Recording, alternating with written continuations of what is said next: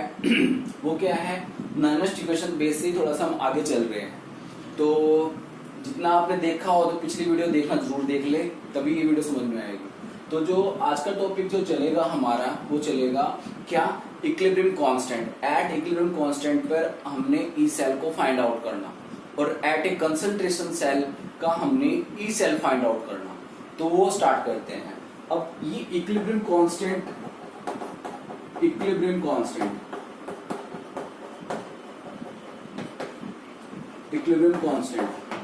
Constant कब आएगा, general से अगर हमारे पास कोई रिएक्शन है, सपोज करो ये रिएक्टेंट है, ये A plus B give rise to आपको क्या दे रहा है, C प्लस D दे रहा है।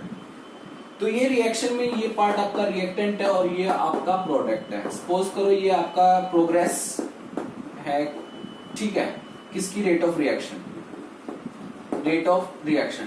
तो आपको पता है कि जो रिएक्टेंट की जो कंसंट्रेशन होती है रिएक्टेंट की और प्रोडक्ट की, टाइम के साथ साथ वो क्या करती है, रिएक्टेंट तो क्या करता है, डिक्रीज करता है, बट प्रोडक्ट क्या करता है, इंक्रीज करता है। तो अगर हम बात करें ये चीज इस तरह से, तो ये तो क्या कर रही है, मेरा ये कंसंट्रेशन ऑफ रिएक्टेंट डिक्रीज कर रही है, ये तो मैं कह दूं कंसंट्रेशन ऑफ रिएक्टेंट मेरी क्या कर रही है, डिक्रीज कर रही है, और ये मेरी क्या कर रही है, धीरे धीरे क्या मेरा प्रोडक्ट फॉर्म हो रहा है। तो एट जो ये स्टेज आती है, ये वाली स्टेज, इस स्टेज पर क्या होता है कि concentration of reactant and concentration of product become equal to each other.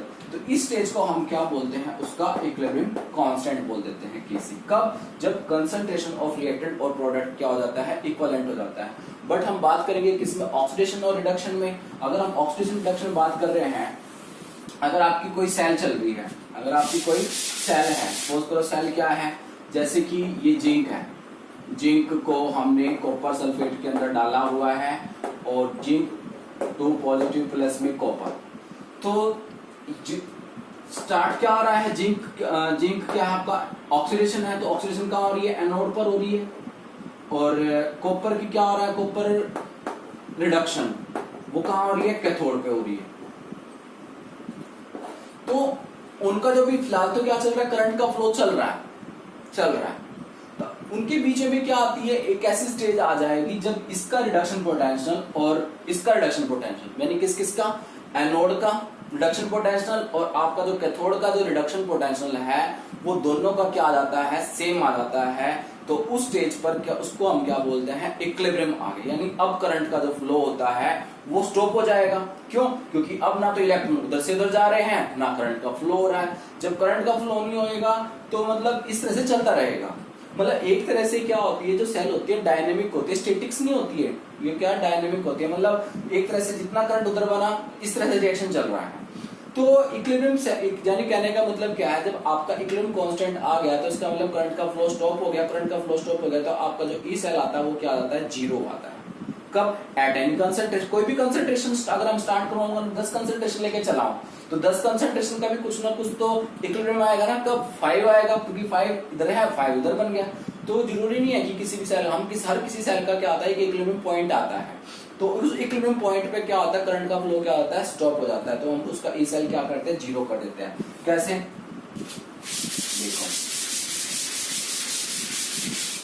आपको पता है नॉर्मल इक्वेशन के अकॉर्डिंग हम क्या लिखते थे, ई सेल इक्वल टू क्या होता है, E note cell minus 0.0591 divide by में N log concentration of oxidation divide by में concentration of the reduction part जो भी। अब जब एट इक्विलिब्रियम आ जाएगा, इक्विलिब्रियम आने पर क्या हो जाएगा, इसको हम क्या लिख सकते हैं, इक्विलिब्रियम कांस्टेंट। इक्विलिब्रियम कांस्टेंट को आप लॉग क्यूसी लिखते थे ना पहले हम, यानी क्यूसी का मतलब क्या है कि अब आपका QC become equal to KC. QC become equal to KC का मतलब क्या है, अब आपका जो रिएक्शन कोशेंट है वो किसके इक्विवेलेंट हो गया है, इक्विलिब्रियम कांस्टेंट। इक्विलिब्रियम कांस्टेंट आ चुका, उसके इक्विवेलेंट हो चुका, इसलिए हम क्यूसी को केसी भी लिख सकते हैं। ठीक है, ई सेल कितना हो गया आपका, 0 हो गया, क्योंकि अब करंट का फ्लो नहीं है। तो फिर हम उस तरह से इक्विलिब्रियम कांस्टेंट ये कैसे यूज कर रहे हैं, तो E note cell minus 0.0591 divide by में एन लॉग केसी। ठीक है, तो E note cell E note cell क्या हो जाएगा, ये सारा टर्म उधर चला जाएगा, माइनस का उधर जाके प्लस का हो जाएगा, तो प्लस क्या हो जाएगा आपका 0.0591 डिवाइड बाय में n log Kc। ये आपको पता 0.0591 हम कैसे लिखा था, आपको याद हो तो हमने लिखा था RT नहीं 2.303 RT log of Kc divide by में NF। ये तो था ई नोट सेल, ये तो है ई नोट सेल, ये तो सेम तो लिखा है, यानी इसकी वैल्यू जो है आपकी कितनी है 0.0591 है। कितनी वैल्यू है 0.0591 है।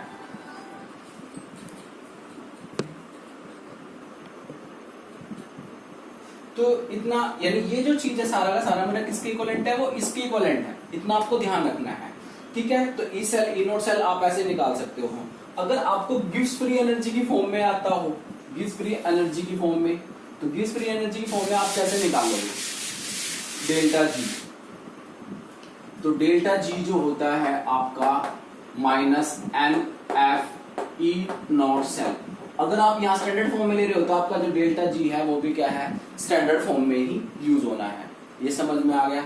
अगर देखो, अगर आप इसकी ई नोट सेल की वैल्यू, ये आपको भी फॉर्मूला लर्न करना पड़ेगा, ई नोट सेल की वैल्यू कितनी पुट कर दो, ये वाली वैल्यू, तो फिर आपका डेल्टा जी और केसी में क्या रिलेशनशिप आएगा देखते हैं। Delta G not equal to minus N F multiply 2.303 RT log Kc divide by क्या NF। तो NF से NF कैंसिल हो जाएगा, तो डेल्टा जी कितना आएगा आपका minus 2.303 RT log Kc। Clear. तो ये आपके कुछ फॉर्मूलेज हैं जो आपको लर्न होने चाहिए। क्लियर हुआ।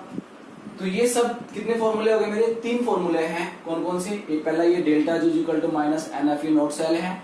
सेकंड जो है ये log Kc की टर्म में है, अगर आपको log Kc दे रखा हो, डेल्टा जी फाइंड आउट करना हो तो आप ऐसे फाइंड आउट कर सकते हो। तीसरा जो है, अगर आपको ई नोट सेल और log Kc की टर्म में, ई नोट सेल का क्या था फॉर्मूला, ई नोट सेल माइनस कितना था, प्लस 0.0591 डिवाइड बाय में n log of Kc। तो ये 3 फॉर्मूले आपको लर्न होने चाहिए, 1 2 3। तो तभी आप इस पे जो वेरियस न्यूमेरिकल हैं वो सॉल्व कर सकते हो। तो कौन कौन से फॉर्मूले हुए, डेल्टा जी आपको इसमें क्या दे सकता है, सपोज करो ई नोट सेल दे दिया और कहा कि डेल्टा जी निकालो इस रिएक्शन का, तो आप इस रिएक्शन से निकाल सकते हो। इसमें क्या कह सकता है, आपको log इक्विलिब्रियम कांस्टेंट दे रखा है और डेल्टा जी नोट निकाल लो, या फिर आपको कह रहा है डेल्टा जी दे रखा है इक्विलिब्रियम कांस्टेंट निकाल लो, तो इसमें क्या कर सकता है, आपको ई नोट सेल दे दिया, log Kc निकालो। तो इस तरह से आप इनका यूज करके ये 3 क्वेश्चंस के बेस पे आप वेरियस न्यूमेरिकल कर सकते हो। नेक्स्ट है हमारा कंसंट्रेशन सेल है। कौन सा है, कंसंट्रेशन सेल। कंसंट्रेशन सेल क्या है, उसमें क्या होना आपने ध्यान रखना है, उसमें जो ऑक्सीडेशन और रिडक्शन होगा वो आपका सेम मेटल का होगा। किसका होगा, सेम मेटल का होगा, बट कंसंट्रेशन जो होगी सॉल्यूशन की वो क्या होगी, वो डिफरेंट होगी। कैसे कह रहा हूं मैं, सपोज करो ये यहाँ पे 2 बीकर ले लिए मैंने, ठीक है, एक ये रखा हुआ, एक ये रखा हुआ, ठीक है, इसके अंदर भी जिंक सल्फेट है, इसके अंदर भी जिंक सल्फेट है, ठीक है, और दोनों की यहाँ पे जो कंसंट्रेशन है वो अलग अलग है। जैसे मैंने कहा, अब देखो जैसे जिंक है, जिंक को हम जिंक 2+2 इलेक्ट्रॉन गेन करके क्या बना रहे हैं, जिंक बना रहे हैं, और जिंक क्या कर सकता है, इलेक्ट्रॉन का लूज भी कर सकता है, जिंक 2+2 इलेक्ट्रॉन, ठीक है। तो यहाँ पर तो जिंक का क्या हो रहा है, क्या हो रहा है, ऑक्सीडेशन हो रहा है, जिंक का क्या हो रहा है, ऑक्सीडेशन, रिडक्शन, जिंक का क्या हो रहा है, रिडक्शन, और यहाँ पर जिंक का क्या हो रहा है, ऑक्सीडेशन, ठीक है। और दोनों में अगर आप इसका जिंक का अपने पोटेंशियल देखो और रिडक्शन पोटेंशियल देखो, जैसे यहाँ पे तो क्या रिडक्शन हो रहा है ना, तो रिडक्शन पोटेंशियल कितना होता है, माइनस 0.74 वोल्ट होता है, और इसका कितना आएगा, आप साइन चेंज कर दोगे तो कितना आएगा, प्लस के 0.74 वोल्ट हो जाएगा। तो यानी दोनों का जो इलेक्ट्रोड पोटेंशियल आया है वो अगर आप इनका ई नोट सेल निकालोगे, ई नोट सेल निकालोगे वो कितना आएगा, 0 आएगा। कितना आएगा, 0 आएगा। अगर ई नोट सेल 0 आया है तो अब कैसे फाइंड आउट करेंगे इनका हम ई सेल, तो देखते हैं। आपको फॉर्मूला तो पता ही है, कौन सा? ई सेल का। ई सेल का फॉर्मूला पता है, नहीं पता? यस पता है। क्या है? ई नॉट सेल को नॉर्मल इक्वेशन के बेस पे माइनस 0.0591 डिवाइड बाय में N log concentration of product, जो भी आप ऑक्सीडेशन लिखते हो, डिवाइड बाय में रिडक्शन। अगर सपोज करो मैंने आपको यहाँ पे सेल बना रखी है, Zn2 पॉजिटिव से सबसे पहले क्या आता है? ऑक्सीडेशन। Zn2 पॉजिटिव यहाँ पे कंसंट्रेशन दे दी, सपोज करो C1, और फिर यहाँ पे सॉल्ट ब्रिज आया है, और यहाँ पर आपको Zn2 पॉजिटिव टू कंसंट्रेशन दे दी C2, और यहाँ पे आपका आ गया Zn। चलो मैं कंसंट्रेशन लिख देते हैं 0.01, और इसकी कितनी कर दी हमने? 0.01। ठीक है, ये कर दिया। और कहा गया कि इसका ई सेल निकालो। अब इनका ए नोट सोल तो क्या होगा? 0 होगा, क्योंकि दोनों जो सेल में जो रिडक्शन पोटेंशियल है वो दोनों का सेम मेटल है, और सेम मेटल का जो रिडक्शन पोटेंशियल आएगा वो क्या आएगा? 0 ही आएगा, जो अगर आप ए नोट सेल निकालोगे। ठीक है, तो ए नोट सेल की वैल्यू आप क्या कर दो? यहाँ पे 0 पुट कर दो। ठीक है, 0 माइनस 0.0591 डिवाइड बाय में एन लॉग कितनी कंसंट्रेशन दे रखी थी इधर वाले की? जो ऑक्सीडेशन था आपका, ऑक्सीडेशन तो इधर था ना, ऑक्सीडेशन कितनी दे रखी थी? 0.01, और इधर कितनी दे रखी थी हमने नीचे? 0.001, और ई सेल आपको फाइंड आउट करना है। कर सकते हो, नहीं कर सकते? जैसे ई सेल हमने फाइंड आउट करना है तो माइनस 0.0591 डिवाइड बाय में एन कितना होगा? इलेक्ट्रॉन का कितना लॉस गेन होता है? 2 का लॉग, और ये कितना आपका 0.01 है, तो इसको कितना लिख सकते हो आप? 1 बाय में 100। ठीक है, कितना था? 30 है तो ऊपर जाएगी आपकी, डिवाइड बाय में कितना आ गया? 1। तो इस तरह से आप उसको सोल्व करोगे तो कितना आएगा? log 10 बन गया। और ई सेल जो है आपका माइनस 0.0591 डिवाइड बाय में कितना? 2, तो log कितना बन गया आपका? 10। इसको आप सोल्व करो, log 10 कितना होगा? 1। तो जब आप सोल्व करोगे तो आपका क्या आ जाएगा? ई सेल आ जाएगा। और आपको पता है कि ई सेल अगर आपका हो तो नेगेटिव पॉजिटिव देख लेना क्या आएगा क्या नहीं। तो जस्ट एक तो एजम्पशन मान के चला है हमने, तो कंसंट्रेशन पुट करी, तो कंसंट्रेशन पे भी इस तरह। और हाँ, आप ऐसे भी कर सकते हैं, देखो इसको, जो ये वाला है ई सेल है, ई सेल कितने के इक्वल आ गया आपका? माइनस 0.0591 डिवाइड बाय में एन लॉग ऑक्सीडेशन अपॉन में रिएक्टेंट है ना ये वाला, सॉरी रिडक्शन, ये रिडक्शन है। अगर ये माइनस का साइन दे रखा है, अगर आप पॉजिटिव करना चाहते हो ना इसको, तो आप इसको ऐसे लिखना पड़ेगा, फिर डिवाइड बाय में एन लॉग, ये चेंज हो जाएगा, concentration of reduction divide by में ऑक्सीडेशन, ये चीज करना पड़ेगा आपको, तब भी आप क्या निकाल सकते हो? अपना आंसर निकाल सकते हो। तो इस तरह से हमने क्या किया? कंसंट्रेशन ऑफ ई सेल निकाला। तो ई सेल इस तरह से निकलेगा। क्लियर है? और हाँ, एक चीज और है, अगर आपको किसी का जैसे हाइड्रोजन है, उसमें आपको प्रेशर दे दिया जाए, एटमॉस्फेरिक प्रेशर दे दिया जाए, तो आपने अगर देख लेना, अगर वो ऑक्सीडेशन का दे रखा है तो आपने नीचे लेके आना है। मतलब कहना है, मतलब क्या कह रहा हूं मैं, सपोज करो आपको यहाँ दे दिया, जैसे जिंक दे दिया, Zn से Zn2 पॉजिटिव इक्वल ऐसे दे दिया, H2 पॉजिटिव से यहाँ पे कंसंट्रेशन दे दी, और जो भी दे रखा होगा, यहाँ पे हाइड्रोजन दे दिया H2, और उसका दे दिया प्रेशर दे दिया, आपको सपोज करो 1 atm दे दिया या 2 atm दे दिया, जितना भी दे दिया, इस तरह से दे रखा होगा प्लेटिनम मेटल। तो आपका पूछेगा कि भाई इसका ई सेल निकालो। ई सेल कैसे निकालोगे? वो फॉर्मूला लगाओगे अपना, E naught cell minus 0.0591 divide by में एन लॉग ऑक्सीडेशन अपॉन में रिडक्शन, इस तरह से करोगे।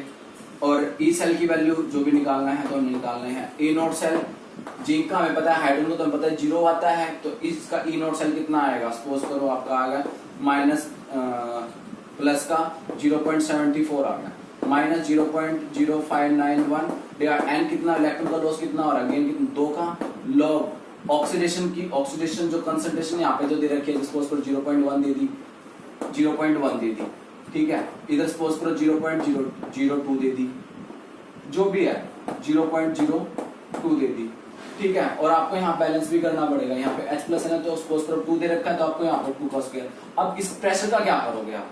तो इसका प्रेशर, अगर ये रिडक्शन का प्रेशर दे रखा है तो आपने उसको मल्टीप्लाई कर देना है 2 से, ठीक है। अगर आपको इधर दे रखा है प्रेशर तो आप डिवाइड बाय करोगे, ये बस ये ध्यान रखना है। अगर प्रेशर दे, वैसे मोस्टली प्रेशर नहीं मिलेगा, अगर मिलता है आपको, अगर रिडक्शन का प्रेशर दे रखा है तो आप ऊपर करोगे, अपोजिट मल्टीप्लाई करना है, नीचे है तो ऊपर, ऊपर है तो नीचे है। समझ में आया? तो इस तरह से इसके आप क्वेश्चंस भी ट्राई कर सकते हो। तो क्वेश्चन तो इसके जहां तक है सिंपल से सिंपल दे रखे हैं, तो आप ही ट्राई कर लेना, या एक आधा करते हो तो मैं एक आधा करा देता हूं। किस पे निकालना है?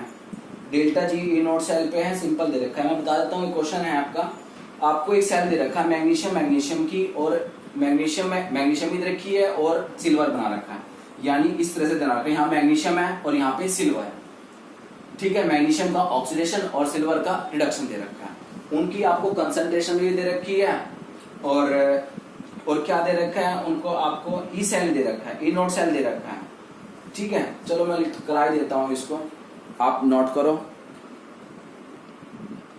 हाँ जी, अब आपके सामने एक क्वेश्चन है, क्या है, आपको एक सेल दे रखी है, ये इलेक्ट्रोकेमिकल सेल, उसका आपको इक्विलिब्रियम कांस्टेंट फाइंड आउट करना है। इसका अगर इक्विलिब्रियम कांस्टेंट फाइंड आउट करना है तो इसका मतलब है ई सेल तो 0 ही हो गया, ठीक है।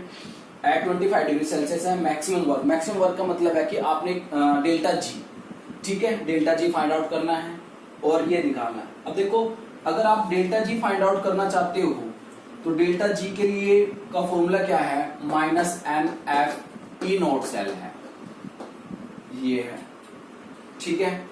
अगर आप केसी फाइंड आउट करना चाहते हो तो सबसे पहले आपको ई नोट सेल तो निकालना पड़ेगा, और ई नोट सेल कैसे निकाल लोगे, हायर माइनस लोअर, यानी reduction minus cathode minus anode होता है ना, कैथोड माइनस एनोड। अब कैथोड कौन है आपका, जिस पर रिडक्शन हो रहा होगा, और एनोड कौन सा, जिसका ऑक्सीडेशन हो रहा होगा।